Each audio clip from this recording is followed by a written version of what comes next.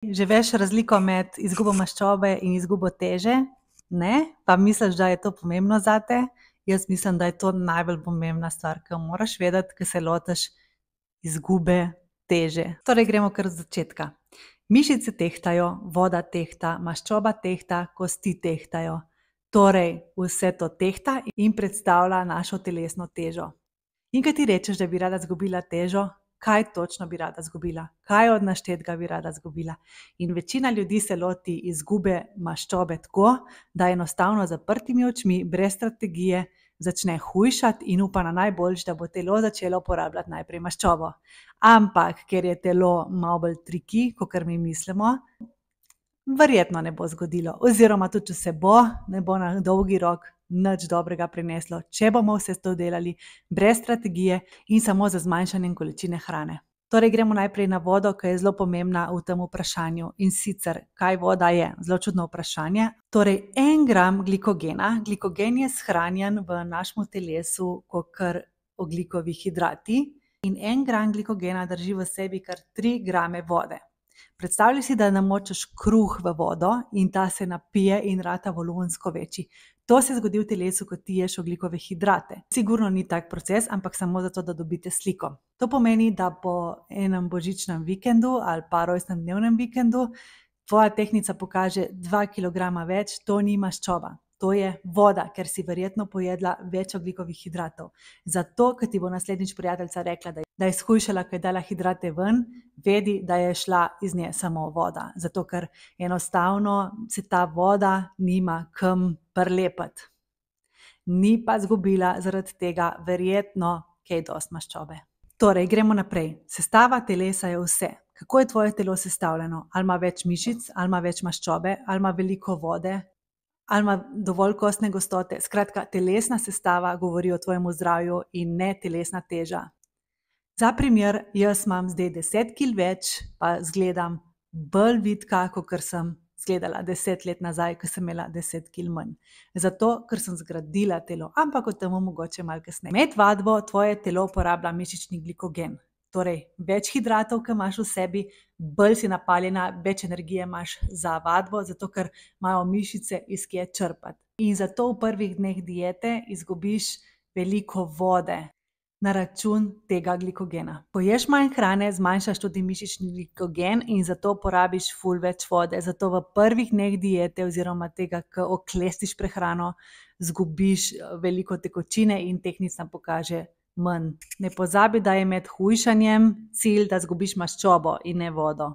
To ne pomeni, da ti ne smeš uporabljati tehtnice za merilo napredka, ampak tehtnica ne pokaže vsega, niti slučajno ne pokaže in ne determinira tvojega počutja. Ne smemo temu orodju posvečati prevelike pozornosti in vsekakor ne smemo dovoliti, da bi vplival na naše razpoloženje. Hitro pademo v past. Glede na to, da je ta izguba teže predvsem voda na začetku, nas pripelje na naslednjo dejstvo, da mora biti izguba maščobe dolgotrajen proces. Ne zgodi se hitro, vsak ti bo rekel, da je izgubil težo hitro, jo bo tudi tako hitro dobil in to ni maščoba. Verjetno je izgubil težo na račun upada mišične mase in upada vode. Kako hitro izgubiti težo? Čisto simpel. Enostavno odreži ful hidratov, ful hrane, imej nenormalno količino kardija v svoji vadbeni rutini, stradanje, visok deficit, teža bo drastično padla v izjemno hitrem času. Na račun mišične mase, poleg mišic, ki so zate svet igrali, boš izgubila tudi upad energije, upad metabolizma, upad libida, psihološke težave, upad imunskega sistema. Skratka, telo bo šparalo z energijo na vseh nivojih. In to so samo nekatere od stvari, ki jih lahko na tej poti izgubiš. Če je pa tvoj cilj pridobitev mišic in izgube maščobe, pa pridemo še do enega mita in sicer, da lahko maščobo pretvoriš v mišice.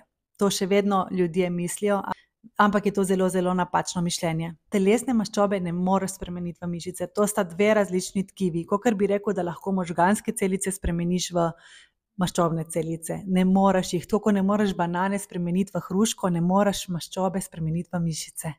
Kar veliko ljudi misli s tem, je, da hkrati izgubljaš maščobo in istočasno pridobivaš mišice.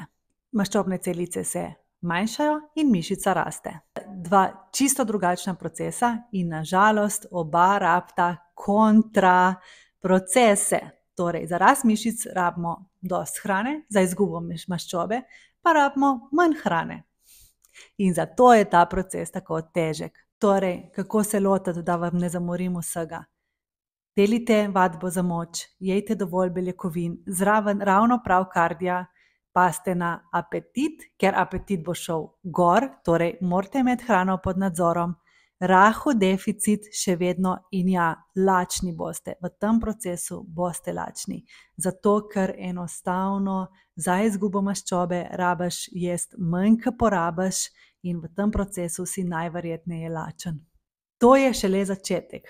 Ko se stvari začnejo dogajati malo bolj resno, izgubite unih 5 kg maščobe oziroma dobite mišice, vaše telo še vedno ni to, kar bi si želeli. Tukaj pridemo pa do malo bolj zakompliciranih stvari, ker izgradnja mišične mase, kakor sem rekla, rabi hrano, izguba maščobe pa manj hrane. In zato moramo imeti obdobja.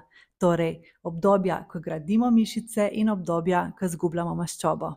Torej, za vse, ki niste začetniki, ker pri začetnikih gre ta proces lahko hitro oboje hkrati, pri tistih, ki pa nismo začetniki, moramo pa malo več manipulacije s prehrano in z izborom treninga. Torej, kalorije ohranite iste, samo dajte več poudarka na beljakovin. Torej, naprimer, če ste imeli prej več riža, dajte zdaj manj riža, pa več ribe, oziroma več mesa, pa manj krompirja, ampak kalorijski krožnik pa še vedno izgleda isti.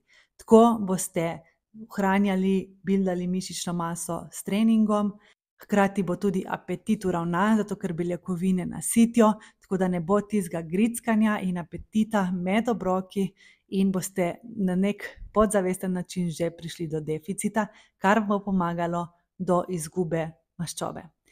Proces ni easy, zdaj sem povedala samo površje, ampak upam, da vam je dalo neko sliko.